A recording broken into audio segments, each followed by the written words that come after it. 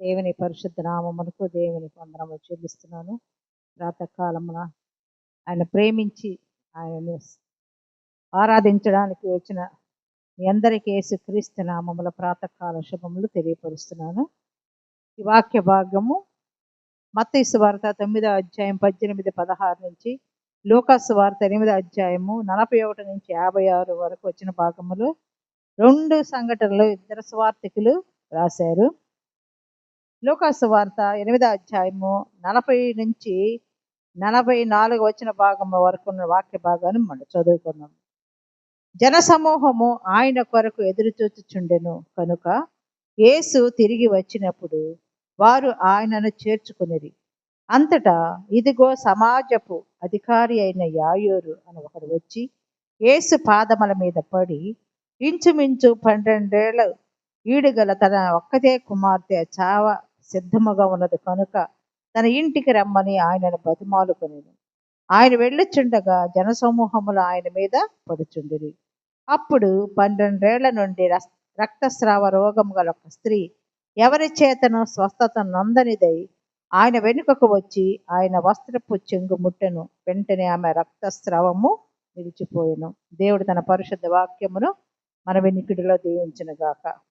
ఆమెను ప్రార్థించుకుందాం. మహోన్నతుడు, జీవంగల తండ్రి, పరిశుద్ధుడా, జీవాధిపతి, నీ పరిశుద్ధ నామముకు వేల కొలది స్తుతులు స్తోత్రాలు చెల్లిస్తున్నామయ్యా.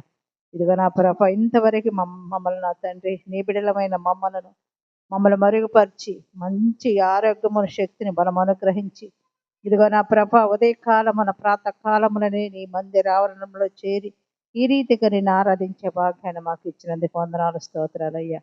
నా తండ్రి నీ పక్షాన నిలబడిన నన్ను మరుగుపరిచి నీ నోటు బోరగా మాత్రమే వాడుకొని అడుగుతున్నాను తండ్రి.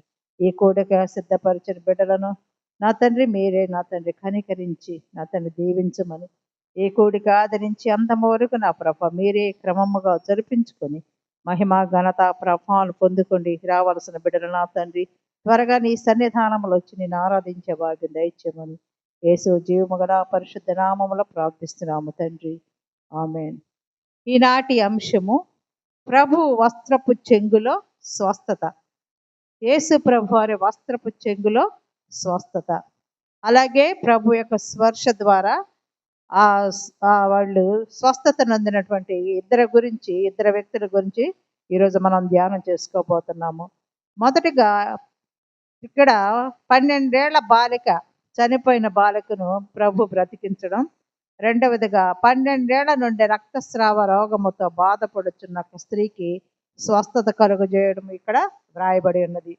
ఈ 2 విషయాలు కేవలము యేసయ్య ద్వారా, ఆయన యొక్క తాకుడు ద్వారా, స్పర్శ ద్వారా మాత్రమే జరిగాయని మనం గమనించాలి.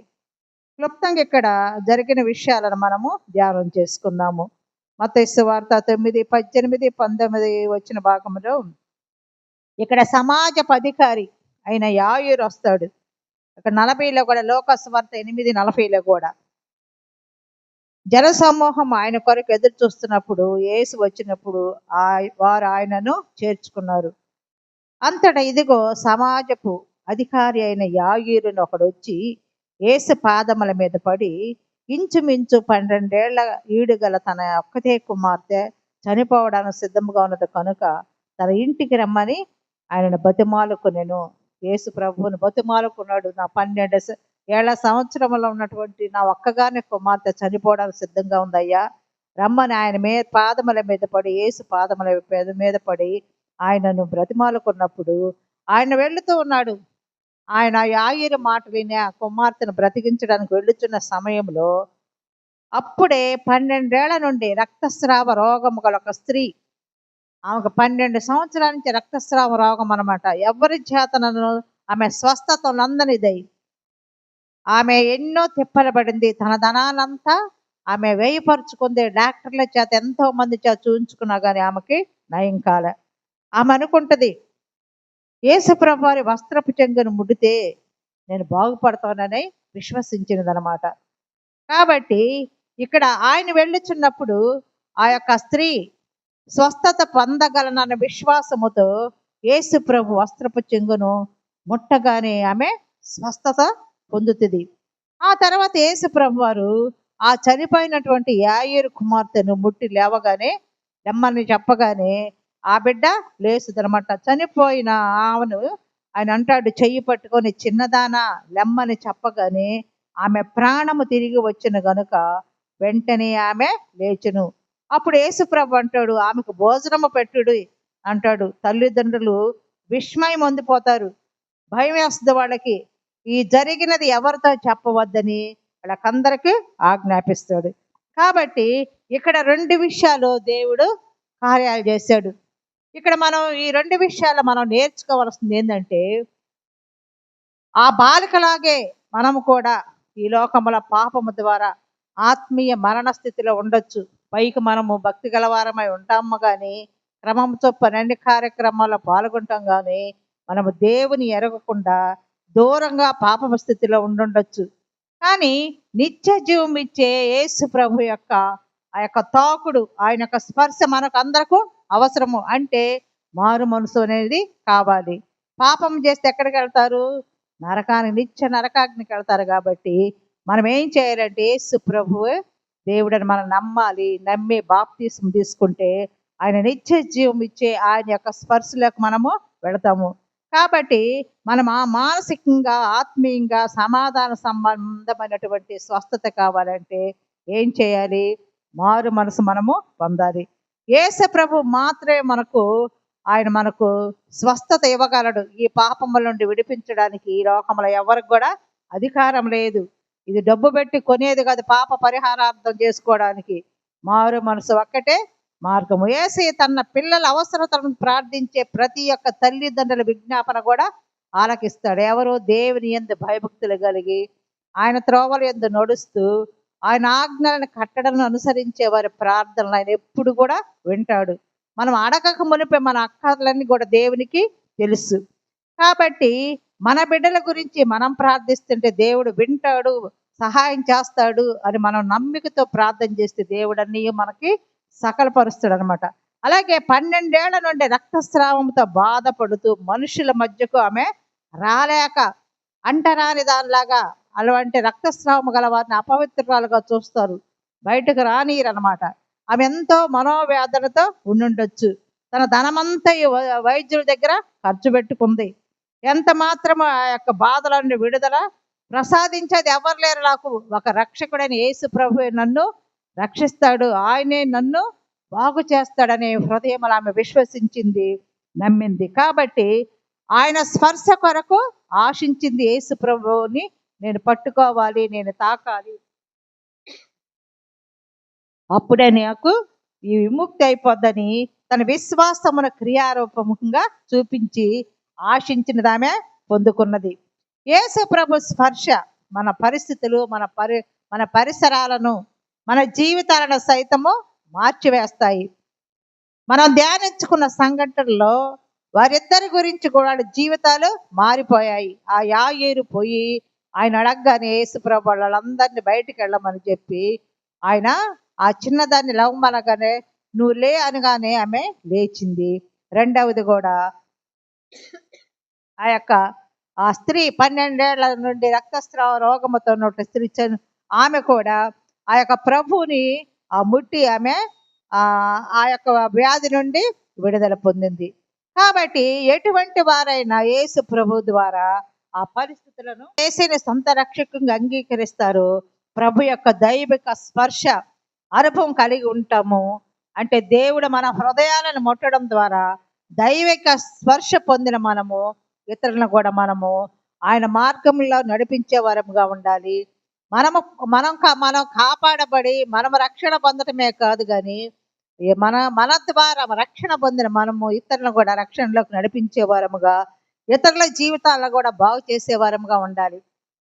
మనం పాపపు స్థితిలో ఉన్నప్పుడు దేవుడు తన ఏకైక కుమారుని ఈ లోకానికి పంపాడు. ఎందుకు? నా బిడ్డ నరకానికి వెళ్తుంది అని తన ఏకైక కుమారుని ఆయన నీ కొరకు నా కొరకు ఈ లోకానికి పంపాడు. ఆయన ఏం చేశాడంటే సిలువ వేయబడ్డాడు. ఆయన చాలా హింసలు పెట్టారు. ఆయన సిలువ వేసిన తర్వాత తన విలువైన రక్తాన్ని కార్చాడు, నిన్ను నన్ను వెలబెట్టుకున్నాడు. ఆయన చనిపోయాడు, పాతి పెట్టబడ్డాడు, 3వ దినాన లేచాడు. ఎందుకు? మన గురించి, మనం రక్షణలో ఉండాలని, మనం నిత్య నరకాగ్నిలో కాకుండా ఆ యొక్క పరలోక రాజ్యంలో ఉండాలని. అలాగే నీవు నేను కూడా రక్షణ పొందిన మనం నిర్లక్ష్యంగా ఉండకూడదు. ఇతరుల గురించి మనం ప్రార్థించే వరముగా ఉండాలి. ఇతరుల గురించి దేవుని వాక్యాన్ని చెప్పే వరముగా ఉండాలి. ఇక్కడ మొట్టమొదటి పాయింట్ ఏంటంటే, మనం ఇతరుల కొరకు ప్రార్థించాలి. మనం రక్షణ పొందటమే కాదు కానీ ఇతరుల గురించి. యాయిరు కూడా తన కుమార్తె కొరకు దేవుని యొక్క ప్రార్థించాడు. యేసు ప్రభు దగ్గరికి వచ్చి తన కుమార్తె పునర్జన్మ వచ్చేటట్లు చేసుకున్నాడు. అలాగే నరకం అనే రెండో మరణం నుండి తొలగింపబడినది. మనం ఈ లోకంలో చేయవలసింది ఏంటంటే, పెట్టుబడిందంటే నశించే ఆత్మలను రక్షించాలి, ప్రార్థించాలి. ప్రార్థించి ఆత్మలను దేవునికి అప్పగించే వరముగా ఉండాలి. మనమే వాక్యం విని మనమే రక్షింపబడి మన గురించి కాకుండా ఇతరుల గురించి కూడా దేవుడు ఏ విధంగా తన కుమారుని పంపాడో అలాగే మనం కూడా రక్షింపబడి ఇతరుల కొరకు ప్రార్థించే వరముగా ఉండాలి. ఇక్కడ నిర్గమాకాండము 32 వచనంలో చూసినట్లయితే, మోషే ఇశ్రాయేలు కొరకు ప్రార్థించాడు. నీ కోపాగ్ని నుండి మళ్ళుకో అయ్యా, నీ ప్రజల కీడు చేయొద్దని దేవుని ఎదుట ప్రార్థిస్తున్నాడు. వారి పాపములను పరిహరించు, లేకపోతే నా పేరు జీవ గ్రంథముల నుండి తీసివేయి.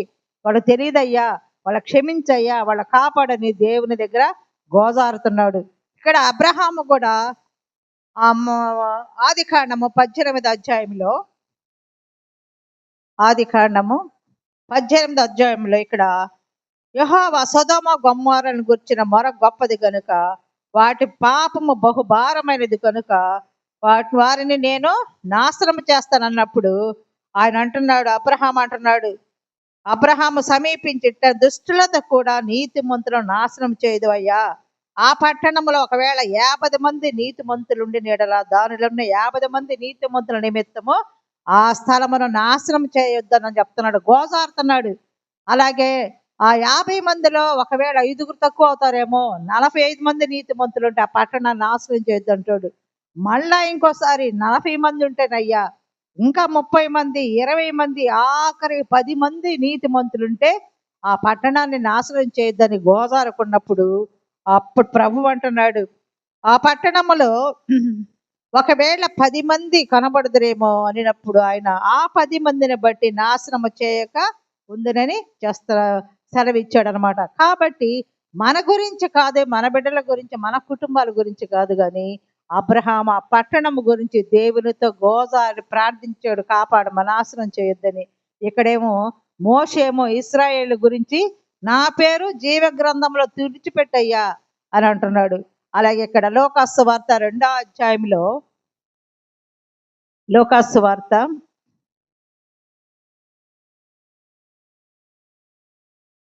2వ అధ్యాయము 36-37 వచ్చిన భాగంలో, మరియు ఆషేరు గోత్రికురాలను పనుయేలు కుమార్తె అన్న అని ఒక ప్రవక్తి ఉండెను. ఆమె కన్యాత్వం మొదలు 7 ఏళ్ళు పెనిమిటితో సంసారం చేసి బహుకాలము గడిచినదై 84 సంవత్సరముల విధవరాలై ఉండి దేవాలయమును విడువక ఉపవాస ప్రార్థనలతో రేయింబగళ్ళు సేవ చేయుచుండెను. ఆమె వృద్ధురాలు. ఆమె విమోచన కొరకు కనిపెట్టి వారి కొరకు 84 సంవత్సరాలు ఉపవాస ప్రార్థన చేస్తూ దేవుని సన్నిధిలో గడిపింది. కాబట్టి వీరిరువుల ప్రార్థన వల్ల ఇతరుల జీవితాలను ముట్టి మార్చడానికి ప్రయత్నం చేశారు. అబ్రహాము ప్రార్థన చేశాడు, మోషే ప్రార్థన చేశాడు, అన్న అనే ప్రవక్త కూడా ఇతరుల కొరకు ప్రార్థించింది. మనముగా కాదు కానీ ఇతరుల కొరకు, ఇతరుల రక్షణ కొరకు, వాళ్ళు నశించిపోకూడదు కాబట్టి వాళ్ళ గురించి ఆమె వృద్ధురాలైనా కానీ ఆమె ఆ దేవాలయమును విడువక ఆమె ప్రార్థించే తల్లిగా ఉన్నది. అలాగే మనము కూడా ఇతరులను దేవుని యొద్దకు నడిపించాలి. మనమే ప్రతిదినము రావటం కాదు, కానీ మనం ఇంకొకరు నడిపించే వరముగా ఉండాలి. ప్రతిదినము ఎన్నో సంవత్సరాలుగా ఈ యొక్క మందిరావరణంలో వాక్యం జరుగుతూ ఉన్నది, కానీ వస్తూ ఉన్నారు, కానీ ఈ యొక్క చలికి తగ్గిపోతున్నారు. ఆ భయం అనేది ఉండాలి, జరుగుతుంది వాక్యం వెళ్ళాలని. అలాగే కొంతమందిని మనం ప్రోత్సహించాలి. ఉన్నద గంటే కదా, వెళ్ళి వాక్యం విందామని మనం ప్రోత్సాహకరంగా ఇతరులను పిలుచుకోవాలన్నమాట. ఇక్కడ అంద్రియ యేసు శిష్యుడు, ఇతడు తన సహోదరుడైనటువంటి పేతురును ప్రభు వద్దకు నడిపించాడు. తన తమ్ముడిని తీసుకొచ్చి ప్రభువుకి పరిచయం చేశాడు. అలాగే అపొస్తల కార్యములు 18వ అధ్యాయంలో కూడా, అపొస్తల కార్యముల గ్రంథము 18, 24 నుంచి 26 వాక్య భాగంలో, ఇక్కడ 24 నుంచి, అలెగ్జాంద్రియ వాడైన అపోల్లో ఒక యూదుడు ఎఫెసుకు వచ్చెను. అతడు విద్వాంసుడును లేఖనముల యందు ప్రవీణుడై ఉన్నాడు. యూదుడైనటువంటి అపోల్లో ఎఫెసుకు వచ్చినప్పుడు అతడు ఎలాంటి వాడంటే విద్వాంసుడు అంట. మంచి విద్వాంసుడు, లేఖనముల యందు ప్రావీణుడై ఉన్నాడు.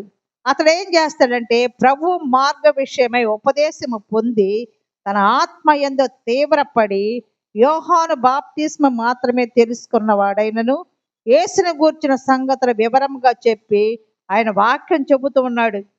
కానీ యేసును గూర్చిన సంగతుల వివరంగా చెప్పి బోధిస్తూ ఉన్నప్పుడు, సమాజ మందిరంలో ధైర్యంగా మాట్లాడుతూ ఉన్నప్పుడు ఇంకా యేసు ప్రభు గురించి కంప్లీట్గా తెలియదు. అప్పుడు ప్రిస్కిల్లా, అకుల విని అతన్ని చేర్చుకుని తన ఇంట దేవుని వాక్యము మరి పూర్తిగా అతనికి విషదపరిచారు. ఏ విధంగా బోధించాలి, ఏ విధంగా దేవుని వాక్యము ప్రకటించాలని ఆ ప్రిస్కిల్లా, అకుల ఆ ఇంట చేర్చుకొని వాళ్ళ ఇంట్లో ఆయన పిలిపించుకొని అతను విషదపరిచాడు అనమాట. అలాగే ప్రోత్సాహకరంగా ఉండాలని, ఆయన గొప్ప జ్ఞాని, ప్రభువుని గురించిన సత్యం తెలిసిన సరైన మార్గంలో ఆయన పెట్టారు. వాళ్ళు పెట్టి అతని జీవితాన్ని ముట్టారు. ఆయన ఇంకా ఎక్కువగా క్రీస్తుని గురించి ప్రకటిస్తున్నాడు. అలాగే మార్కు సువార్త 2వ అధ్యాయంలో కూడా, మార్కు సువార్త 2వ అధ్యాయంలో 1 నుండి 12 వచ్చిన భాగంలో, ఇక్కడ ఆ యేసు ప్రభు వారు కపెర్నహూములోకి వచ్చినప్పుడు ఆయన ఒక ఇంట ఉన్నాడు. ఆయన యేసు ప్రభు ఒక చోట ఉన్నప్పుడు ఎంతమంది గుంపులు గుంపులుగా ఆయన వాక్యాన్ని వినడానికి, ఆయన అద్భుతాలు చూడడానికి, మహత్కార్యాలు చూడడానికి, బాగులేని వాళ్ళు బాగుపడటానికి అట్లా జనమందరూ గుంపులు గుంపులుగా వెళ్ళిపోతున్నప్పుడు, ఈయన ఒక ఇంటిలో ఉన్నప్పుడు ఆ ఇంటిలోకి వాకిటనైనా స్థలం లేకపోతుంది. ఆయన వాక్యము బోధిస్తూ ఉన్నప్పుడు అందరూ వింటూ ఉన్నారు. అప్పుడంట కొందరు పక్షవాయువు గల ఒక మనిషిని నలుగురి చేత మోయించుకొని ఆయన యొద్దకు తీసుకుని వచ్చారు. ఆయన బాగుపరుస్తాడు యేసు ప్రభుని. ఎట్టొకట నలుగురు మోసుకొని వచ్చారు, కానీ లోపలికి వెళ్ళడానికి స్థలం లేదు. చాలా మంది కూడి ఉన్నందున వారు ఆయన యొద్దకు చేరలేక ఏం చేస్తారంటే, ఆయన ఉన్న చోటికి పైగా ఇంటి కప్పున్నది కదా, ఆ కప్పు సందు చేసి పక్షవాయువు గల వారిని ఆ పరుపుతో సహా కిందకి దింపారు. యేసు వారి విశ్వాసమును చూచి, కుమారుడా, నీ పాపములు క్షమింపబడి ఉన్నవని పక్షవాయువు గలవానితో చెప్పాడు. వెంటనే నీవు లేచి నీ పరుపెత్తుకొని నడుమని చెప్పినప్పుడు వాడు వెంటనే ఆ యొక్క పరుపెత్తుకొని నడిచేసేసాడు. అంటే ఆయన మాటలో అంత బలము, శక్తి గలదనమాట. ఆయన తాకుడులో కూడా శక్తి గలది. అలాగే ఇక్కడ ఈ నలుగురు స్నేహితులు వాయువుతో మంచాన పడి ఉన్న తమ స్నేహితుని యేసు ప్రభు దగ్గర తీసుకువచ్చినటువంటి ఆ నలుగురు స్నేహితులు వాళ్ళ యొక్క విశ్వాసం అన్నమాట. వారు అతని ప్రభు యొద్దకు నడిపించినప్పుడు అతని జీవితాన్ని ముట్టారు. అలాగే ప్రభు ఆ వ్యక్తిని తాకేటట్లు చేశారు. ఆయన రక్షింపబడేటట్టు, నడిచేటట్టు చేశారు. అలాగే మనము కూడా ఇతరులను మనము తాకాలి. వాక్యము ద్వారా వాళ్ళకి ఆ మాట ఈ మాట కాదు, కానీ ఎలాగో అలాగ వాక్యం చెప్పాలి. ఏ విధంగా ఏ మిషి చేతనైనా దేవుని వాక్యం చెప్పాలి అన్నట్టుగా మనము 4 మాటల్లో దేవుని మాటలు చెప్పేవారంగా ఉండాలి.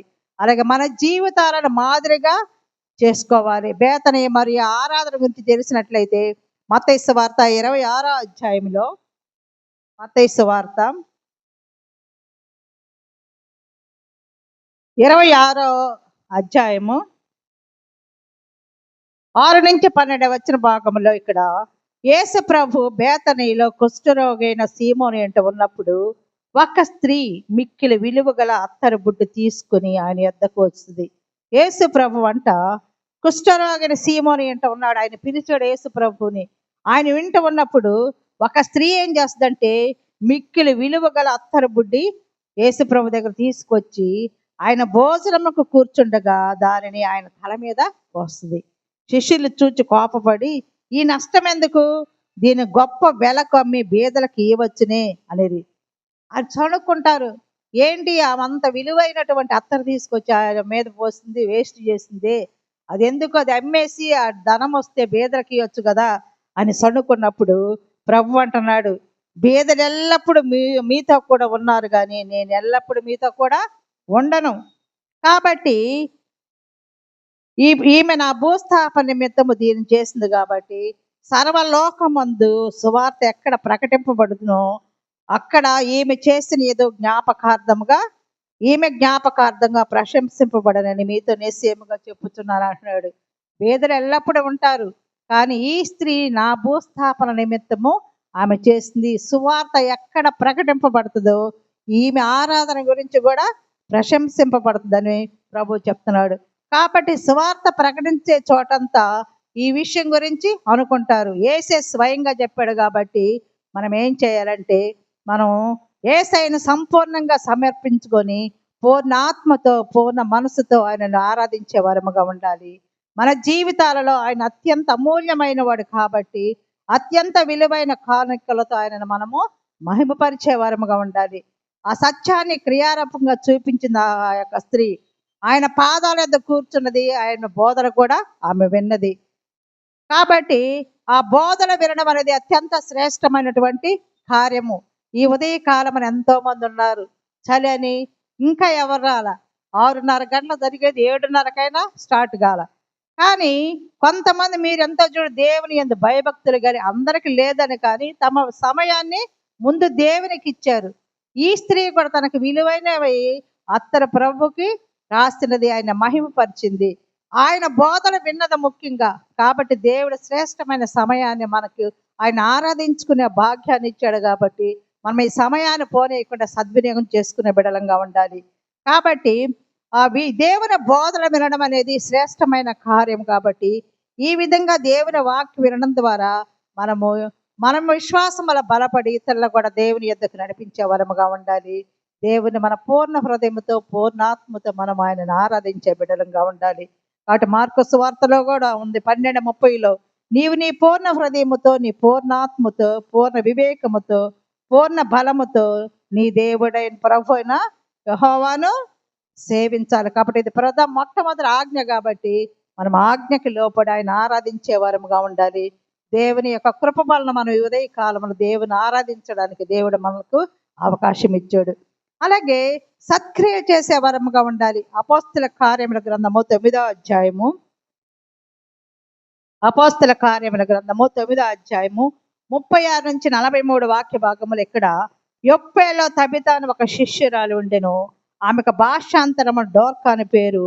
ఆమె సత్క్రియను ధర్మకార్యములను బహుగా చేసి ఉండెను. ఈ డోర్కా భాషాంతరమునకు తబిత అనే పేరు గల శిష్యురాలు. యేసు ప్రభు శిష్యురాలంట. శిష్యురాలు అనేది ఎక్కడ లేదు, ఆమె గురించే వ్రాయబడి ఉన్నది. భాషాంతరం డోర్కా అని పేరు. ఆమె ఏం చేస్తాడు, సత్క్రియలు ధర్మకార్యాలు బహుగా చేస్తుండే. కొన్ని దినములైంది ఆమె ఏం చేస్తుందంటే కాయిలా పడి చనిపోతుంది బాగలేక. ఆ శమను కడిగి వారు మేడగదిలో పరుండబెట్టినప్పుడు యొప్పేకు దగ్గరగా ఉండడం చేత పేతురు అక్కడ ఉన్నాడని విని తడవు చేయక తమ యొద్దకు రావాలని 2 మనుషులను అతని యొద్దకు పంపారు. ఇవన్నీ చనిపోయిందని పంపించి ఒక విషయం తెలియపరిచారు పేతురికి. పేతురు వారితో కూడా వెళ్ళి వారి మేడ గదిలో అతను తీసుకుని వచ్చిరి. విధవరాండ్రందరూ ఏడ్చుచు డోర్కా తమతో ఉన్నప్పుడు కుట్టిన అంగీలను వస్త్రాలను చూపిస్తూ అతని ఎదుట పెట్టారు. అయ్యా, డోర్కా ఎంతో మంచిది, మంచి సహకారి, ధర్మకార్యాలు చేసేది.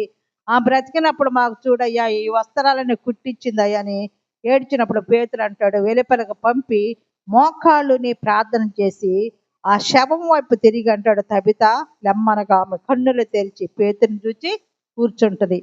కాబట్టి అప్పుడు ఆమె చెయ్యి పట్టి లేవనెత్తి పరిశుద్ధులను విధవరాలను పిలిచి ఆమెను సజీవురాలుగా వారికి అప్పగించాడు.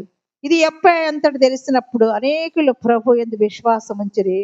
పేతురు యొప్పేలో సీమోనను ఒక చర్మకారుని యొద్ద బహుదినములు నడిచి. కాబట్టి ఆమె ఉన్న దాంట్లోనే ఆమె ధర్మ కార్యాలు చేసేది. ఆమె సత్క్రియల చేత ఆమె అలంకరించబడినది అనమాట.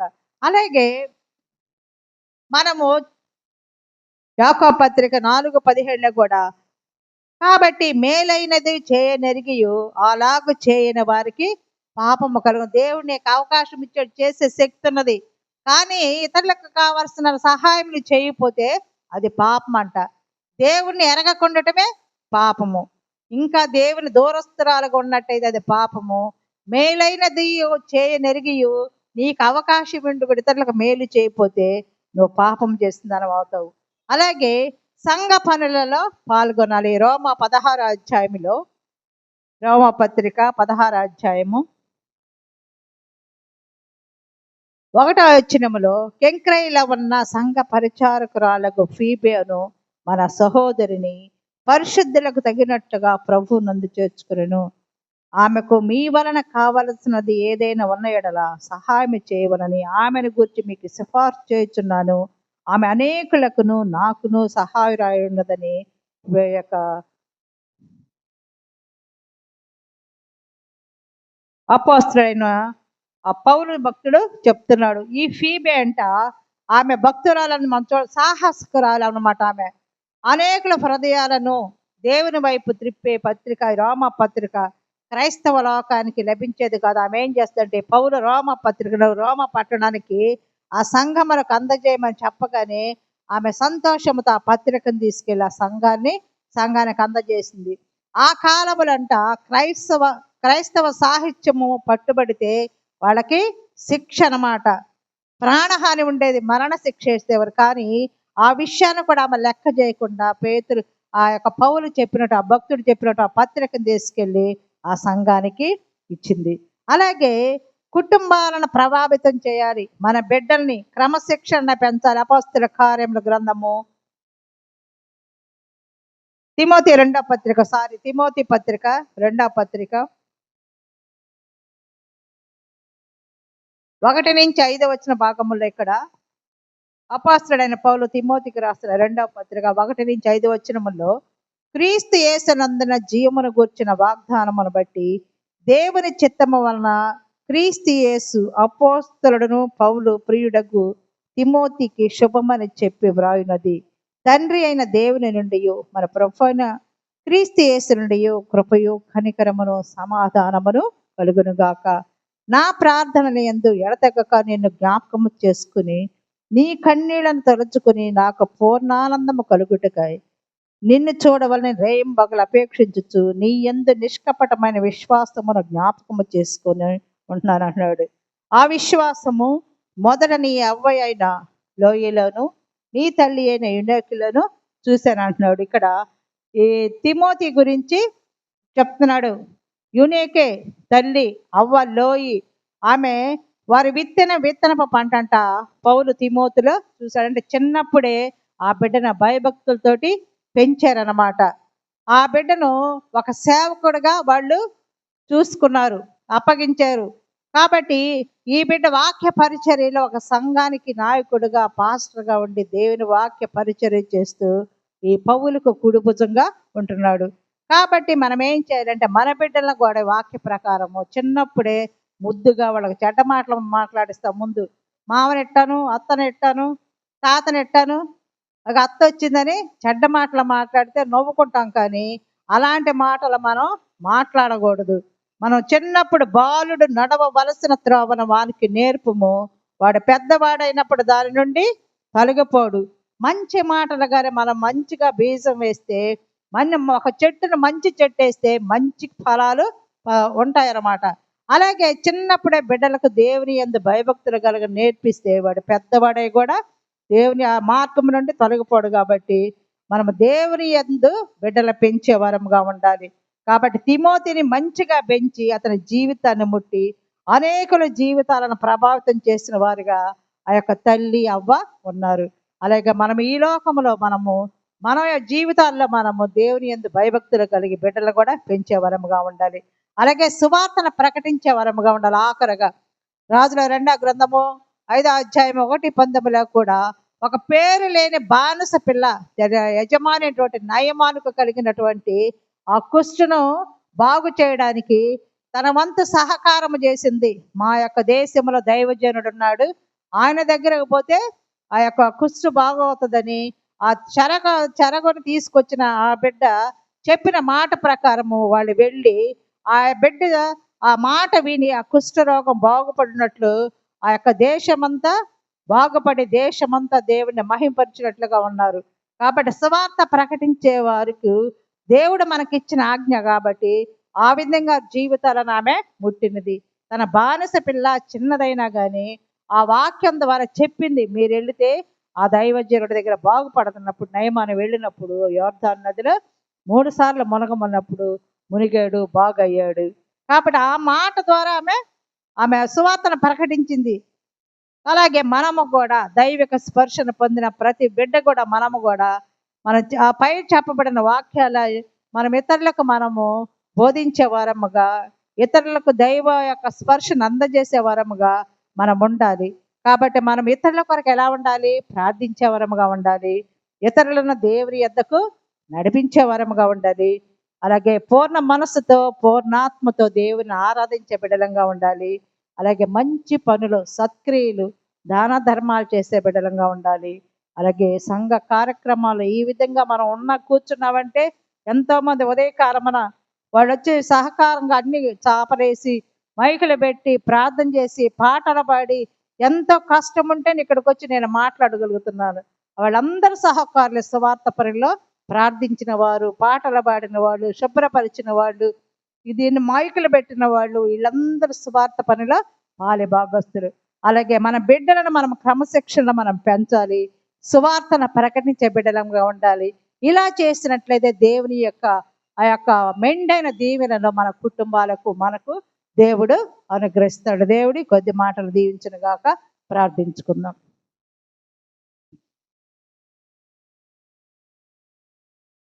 ప్రేమ నమ్మకం గల మా ప్రియ పరలోకపు తండ్రి, పరిశుద్ధుడ, జీవాధిపతి, ఈ పరిశుద్ధ నామ మనకు స్థుతులు చెల్లిస్తున్నామయ్యా. ఈ ప్రాతకాల దినమున తండ్రి మేమే విధంగా జీవించాలో వాక్యం ద్వారా మీరు బయలుపరిచిన వర్తమానాన్ని బట్టి నీకే వందనాలు. ఇతరుల గురించి ప్రార్థించే వరముగా, సంఘ పరిచర్యల పాలుపప్పులు పొందే వరముగా, మంచి పనులు చేసే వరముగా నా తండ్రి నీ యొద్దకు నడిపించే బిడలంగా ఉండడానికి మీరు ఇచ్చిన వర్తమానాన్ని బట్టి వందనాలయ్యా. ఇదిగో నా తండ్రి మా పాడవలో ఉన్న ప్రతి గృహాన్ని దర్శించండి. మీరు అక్కడ బహు సమీపంలో ఉండగా మమ్మల్ని మేము సిద్ధపరచుకుని నీ రాకడలో నా తండ్రి ఉండడానికి కృప చూపండి.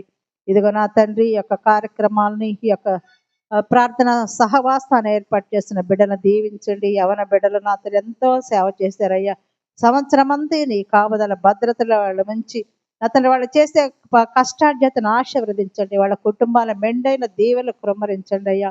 ఇంకా రాబోయే మీ యొక్క రాకడ పర్యంతము ఈ సేవలో పాలుపంపులు పొందే భాగ్యాన్ని బిడ్డలకు దయచేయండి. ఇదిగో నా ప్రభ విధవరాంటున్నారు నా తండ్రి, వృద్ధులు ఉంటున్నారు నా ప్రభ, వాళ్ళకి ఏ అవసరతలు ఉన్నాయి నా ప్రభ, వాళ్ళకి నా తండ్రి మీరే కనికరమతో తీర్చమని అడుగుతున్నాము. ఉద్యోగాల కోసం, వివాహాల కోసం, గర్భఫలాల కోసం ఎదురు చూస్తున్నాము. మా బిడ్డలు నా తండ్రి మీరు నీ కృపలో జ్ఞాపకం చేసుకోండి. ఎంతమంది బిడ్డలు చదువుకుంటున్నారయ్యా, నీ పరలోక జ్ఞానంతో బిడ్డలు నింపుకొని మా బిడ్డలు ఉన్నత స్థానంలో ఉండి నీకు సాక్షులుగా ఉండడానికి నా తండ్రి నీ కృపలో జ్ఞాపకం చేసుకోండి. కాపరులు ఎంతో మంది ఉన్నారయ్యా నీ సేవకులు, వాళ్ళ బిడ్డల వివాహాల కోసం ప్రార్థిస్తున్నామయ్యా. నా తండ్రి నిన్ను ఎడుగా వెడబాయక నా తండ్రి ప్రేమించి నిత్యము నేను ప్రేమించే బిడ్డలు నా తండ్రి ఆ కుటుంబాలను మీరు ఎత్తి పెట్టుకోమని అడుగుతున్నాము. ఇదిగో నా తండ్రి అనారోగ్య పరిస్థితులు ఎంతమంది నా తండ్రి హాస్పిటల్లో ఉంటున్నారు. మా ప్రియులు నా ప్రభ నీ గాయపడిన హస్తముతో నా తండ్రి ముట్టి స్వస్థత పరచండి. నా తండ్రి రక్తస్రావ రోగం 12 ఏళ్ల రోగం నుండి ఉంటున్న ఆ బిడ్డను నా తండ్రి ముట్టగానే ఆమెకు స్వస్థత అనుగ్రహించారయ్యా. చనిపోయిన ఆయురు కుమార్తెను లేవనెత్తిన దేవా. అలాగే మా యొక్క ప్రియులు నా తండ్రి బాధలో వ్యాధుల్లో ఉంటుండగా నా తండ్రి నీ కృపలో విడుదల చేయండి. ఇక ప్రతి ఒక్క బిడ్డ మారు మనసు రక్షణ భాగం పొంది నీ కుమారులుగా కుమార్తెలుగా ఉండడానికి నీ కృపలో జ్ఞాపకం చేసుకోమని నా తన పనుల నిమిత్తము, ఉద్యోగాల నిమిత్తం ప్రయాణాల్లో ఉన్న బిడ్డలను మీరే దీవించండి. అన్న వస్త్రము లేని వారిని, పేదవారిని మీరే నా తండ్రి కనికరించమని మా యొక్క పాళము చుట్టూ నీ పరిశుద్ధాత్మని కంచె వేసి దురాత్మలు నా తండ్రి వాళ్ళని రానివ్వకుండా నా తండ్రి దుర్వార్తలు వినకుండా నా తండ్రి నీ కృపలో మా బిడ్డలను మమ్మల్ని నా తండ్రి జ్ఞాపకం చేసుకోమని యేసు జీవము గల పరిశుద్ధ నామములో ప్రార్థిస్తున్నాము తండ్రి. ఆమేన్. పరలోకమందున్న మా తండ్రి నీ నామం పరిశుద్ధపరచబడును గాక, నీ రాజ్యం మాకు వచ్చును గాక, నీ చిత్తము పరలోకమందు నెరవేర్చున్నట్లు భూమి యందు నెరవేరును గాక.